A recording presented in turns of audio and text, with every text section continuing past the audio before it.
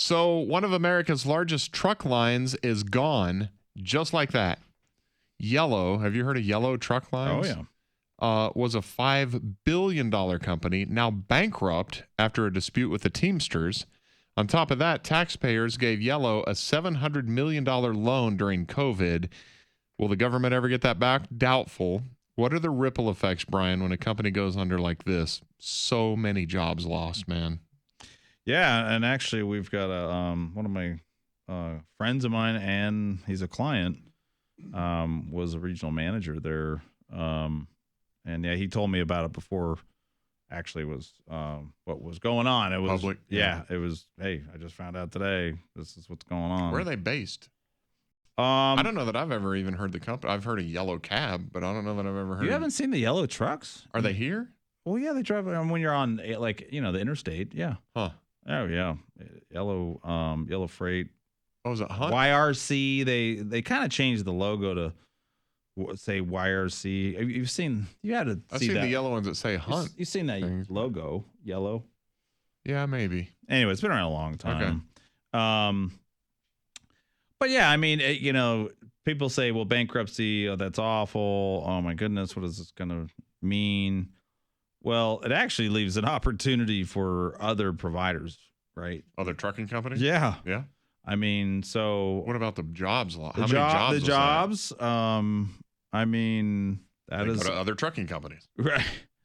Or it doesn't even have to be a truck. It could be a logistics company of some kind, right? There's all kinds of different transportation companies, very similar. Speaking of people having a hard time filling jobs and filling positions, well, there you go. Mm-hmm.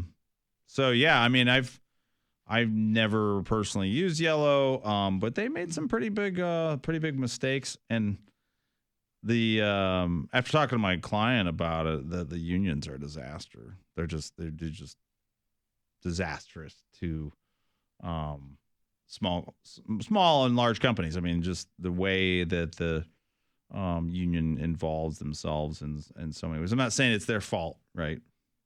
There's obviously other things that happen to it, but I mean, is the economy going to fall apart because one trucking company went down? No. It is a good way to look at it. Other trucking companies are going to benefit from that. I mean, they got to go somewhere. Well, and I mean, what the government could have done is save the day, throw millions of dollars more at them, right? Instead of leaving the opportunity for the strong that have survived to come in and go, wow, we can buy some of this equipment at pennies on the dollar, right? We can rebuild our business because we were struggling a little bit, right?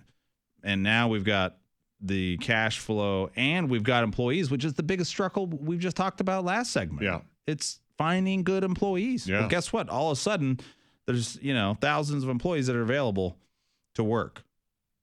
So you got to look at the good side of the downside. Now, again, there's, obviously a lot of problems with Yellow, but those 30,000 jobs, if people really want them, I mean, sometimes losing your job is the best thing that can happen to you. Do you know that? I mean, sometimes because the grass may be greener. It wakes you up to going, oh yeah, what am I going to do here? Who moved my cheese? Yeah. Yeah. Am I gonna start my own business, or am I gonna go get a better job? Am I gonna wallow all at home? Woe is me. I'm the victim, right? Or am I gonna step up and go?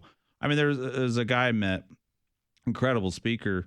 He was working. What was he doing? Some kind of sales, and he was working for a big company. Went to Florida, moved his entire family to Florida. They said, "Oh, we're gonna pay you $200,000 a year." He's one of the best salesmen in the whole company, right? Moves down to Florida. Gets down there, gets settled in, gets the kids in school. The wife's just getting used to the area, all that. And then, yeah, we're firing you. Dang. Laid off him and a bunch of other people, just him. And he goes, okay, well, this is crazy. What in the world? I just moved my entire family here. They moved from Texas away from their family. So they went back to Texas because they knew where family was, right? And he said it was the best. This is 30 years ago. He goes, it was the best decision that ever happened because I finally had to make a decision what I wanted to be, what I wanted to do. Right. So he started. I can see that. He started his own business. He started just slowly actually making money for himself, not the man. Yeah. He stopped trading dollars for time. And he basically was working for a property manager company and he started learning the property management. Then he goes, I can do this myself. And he bought a single family home, rented it out, took the cash out of that one, bought a duplex, bought a triplex, Nice. bought a, then it just grew and grew and grew. Now he owns, thousands of properties, 30 plus years, and teaches and coaches other people how to build wealth through, and it's not even just building wealth through real estate, it's building wealth in business. It could be anything. Could have any kind of business, right? But he said, I made the decision that I wasn't going to work for anybody anymore. And that company, he goes, I am so thankful. Back then, I hated him. I wanted to kill my boss. Ruined my life. Yeah. You ruined my life. And it was the best thing that ever happened. Huh. That's pretty cool. That's a cool story.